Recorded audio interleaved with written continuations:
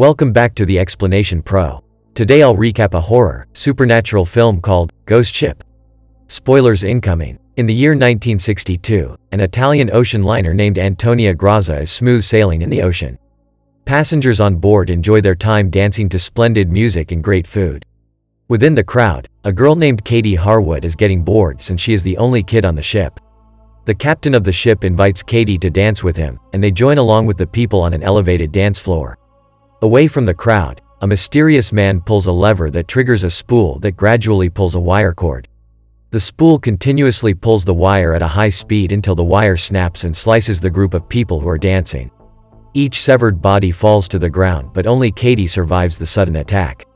The scene then changes to the present day, where a salvage crew riding along a tugboat named the Arctic Warrior pulls an old dredger-like ship. They struggle to pull the ship due to the amount of water that seeps inside its cracked port floater. Epps, one of the salvage crews, attempts to fix the damage since she doesn't want to lose the ship that they had been working on for 3 months. Dodge and Munder follow along and help Epps to finish fixing the boat, and they successfully cover the damage to finally take the boat. At a bar, the group receives their money's worth for the ship that they had just salvaged.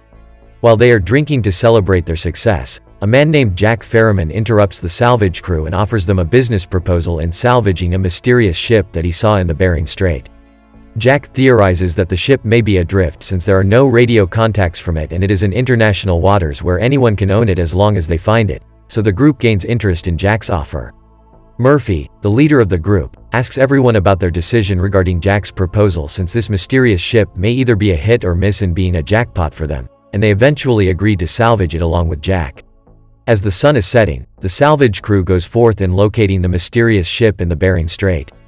Santos, who is maneuvering their ship, suddenly spots a big ship nearby on their marine radar, but he starts to get confused since the ship disappears and reappears on their marine radar like it's broken. Santos calls on Murphy for him to check on the marine radar, and as they gain no contact from the nearby ship, they are surprised by the sudden appearance of a ship right in front of them. Luckily, Santos abruptly stops their tugboat, and Dodge, fortunately, escapes a near-death experience in being sandwiched between their tugboat and the ship. The tugboat comes near and around the ship when Murphy realizes that it is actually the Antonio Garza ship that had been missing since May 21, 1962, with its disappearance being a mystery. The salvage crew, leaving Greer, Santos, and Jack behind the tugboat, boards the ship and inspects it. Munder is startled as the grandfather clock in front of him suddenly rings loudly and the crew laughs at him, but they didn't notice the movement of a puzzle nearby that Katie used to play. Murphy and the others continue to look around the ship when Munder steps on a fragile floor that leads to him almost falling through it. Fortunately, Epps saves him on time, and as Epps is pulling Munder, she suddenly sees a girl near a staircase, but the girl quickly vanishes from her sight. Seeing strange things like a digital watch on board which had not been invented since the ship had been reported lost, the group goes back to their tugboat. Murphy tells them about the mysterious Antonio Garza ship, which is actually worth tons of money, so the crew becomes eager to salvage it because of how much it is worth. The following day, Epps and the others dive into the water to check the boat. They see a big hole in the ship's hull which had been hit about a week ago as per Epps' speculations. Murphy demands the ship be fixed in 3 days, but Munder explains that the ship needs a lot of work and 3 days is not enough. With the crew spelling out to Murphy the difficulties in getting everything done in a short time, Murphy still demands them to man up and do their jobs. Seeing the situation, Greer attempts to call the maritime authorities, but Murphy, being too blinded by his ambitions in taking the ship, stops Greer from contacting the authorities to avoid unwanted guests. With no other choice, the salvage crew goes by pair to check on the ship again, while Santos is the only one left at the tugboat to fix their engines. Epps comes across an empty pool and realizes that there were bullet holes in it. As the others are busy looking through each corner of the ship, Epps goes down the pool and looks carefully at the bullet holes and bullet shells. She climbs back up from the pool, but the mysterious girl, Katie, shows up in front of her and Epps falls down as she was shocked to see Katie. Dodge, who is with Munder, calls Epps to inform her about the engine room being flooded, but only static sounds are being emitted by their walkie-talkies. Epps gains consciousness, but the blood from her head injury is sucked by the pool. Jack shows up in front of her and helps her climb the pool. While the both of them are talking to one another, blood starts seeping out of the bullet holes in the pool, which then fills the whole pool with blood and corpses. A woman starts to sing over the crew's radios, and Greer is being allured by the singing voice, which leads him to a spacious room. Meanwhile, Epps and Jack encounter a problem where Epps opens a vent that floods them with water and dead bodies. The door where they came from mysteriously locks itself, so Epps and Jack try to find a different route to escape the room flooded with corpses. Along their way, Jack sees his dream car inside a room, but Epps gets irritated by Jack's childish actions. Then she suddenly sees movement from a box nearby. The pair draws closer to the box and Epps bravely opens it, which reveals a herd of mice inside. They suddenly realize that there are gold bars found inside the box, so they rush to find the others. A voice whispers Epps' first name, which is Maureen, and leads them to a cold storage room where Dodge and Munder were actually pranking Epps. The whole crew gathers around the boxes filled with gold that Epps and Jack had found, and they come together to discuss how they will bring the gold home. As they are all packing up to go back to the boat, Murphy commands them to start their engines, but a propane gas suddenly turns itself on with Santos not knowing about it. Katie appears in front of Epps and attempts to stop them from starting their engines. Unfortunately, Greer starts the tugboat's engine and an explosion occurs which destroys their tugboat and takes away Santos' life. All of them are devastated by Santos' loss since they had been treating one another as a family ever since. Dodge accuses Jack of killing Santos by bringing them to the mysterious ship, and Murphy blames himself for what happened, so he goes back to the captain's room to drink alcohol. Epps on the other hand is looking for Katie on the logbook, and Dodge with Munder is playing games as to who will eat the canned food that had already expired for a long time. Epps continues to look for Katie and Katie leads Epps to her room, where Epps discovers the corpse of Katie hanging on a noose. Meanwhile, a drunk Greer in a spacious room starts to hallucinate and sees tables and chairs moving. The room comes alive with people applauding. A confused Greer and Francesca, the Italian singer at the beginning of the movie, seduces Greer. At the same time, Murphy, who is also drunk from alcohol, is shocked to see the captain of the Antonio Garza ship showing up in front of him and discussing with him what really happened on their ship. Going back to Greer, Francesca leads Greer to a broken elevator, and as he leans on Francesca, he slips through her and falls to his death since Francesca is one of the trapped souls inside the ship. Like what the captain of Antonio Garza ship did to Murphy, Katie also explains to Epps her story, where she was about to meet her parents in New York and that is why she is the only kid on the ship.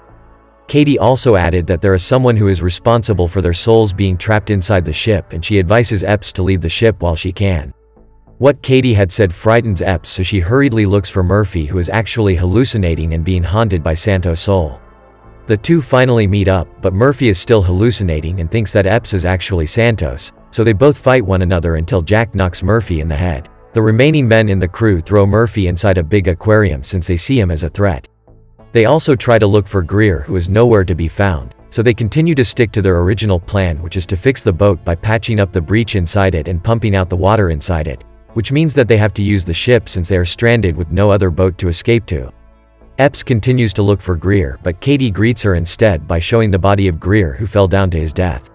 Katie then touches Epps, which lets her see the past and what actually happened to the Antonio Garza ship. Epps sees how people who danced along with Katie are killed by a wire cord that sliced their bodies. She also sees men pouring rodent poison on people's food, which eventually kills them. Chaos starts to spark in all parts of the ship, with a crying Katie escaping from the killers, but she is still caught by them and they eventually kill her in her room. Epps also sees the pool where innocent lives were taken by a shower of bullets, which fills the pool with blood. The cause of the whole madness that is going on inside the ship is all about the gold that Epps and Jack had found earlier. The men start to grab gold of their own when suddenly one of them goes outside of the room and sees Francesca. The sight of a beautiful woman makes the man turn to his greed, where he kills the other men with his submachine gun.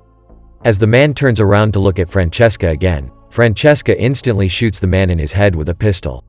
Another mysterious man enters the room and kisses Francesca, but to Francesca's surprise a large hook falls down on her and swings to her face, which kills her. The mysterious man then marks Francesca and Epps finally sees the man's face, which turns out to be Jack.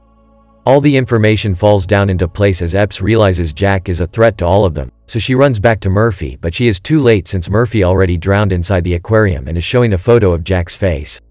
With another of her crewmen down, Epps goes to Dodge and tries to explain to him about Jack, but Jack suddenly butts into their conversation, and thus Epps can only give Dodge a gun to protect himself from Jack while she goes to see Munder. On the other hand, Munder, who is still busy fixing the boat and clueless about the whole situation, is sucked in by a machine, leaving only his severed hand underwater. Epps reaches Munder, but seeing blood being sucked in by their equipment, she realizes that she is once again too late to save his crewmate. Back at where Dodge and Jack are, Jack wants to go to Epps but Dodge stops him, and so Jack starts to intimidate Dodge's ego because of obeying everything that Epps is saying. Jack's remarks anger Dodge, so Dodge lets his anger get the best out of him and shoots Jack. Meanwhile, Epps is already done setting up the bomb to destroy the ship when Dodge comes to her aid and questions her actions of not caring about the gold anymore and just wanting to sink the ship.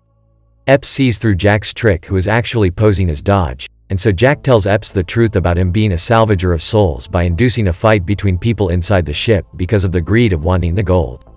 The two fight off one another and Epps, fortunately, triggers the explosives which finally sinks the ship. As the ship sinks to the bottom of the ocean, souls from the ship start to swim above and they finally escape from Jack, alongside Epps, who also survives the explosion and eventually hangs on a suitcase that serves as her life buoy.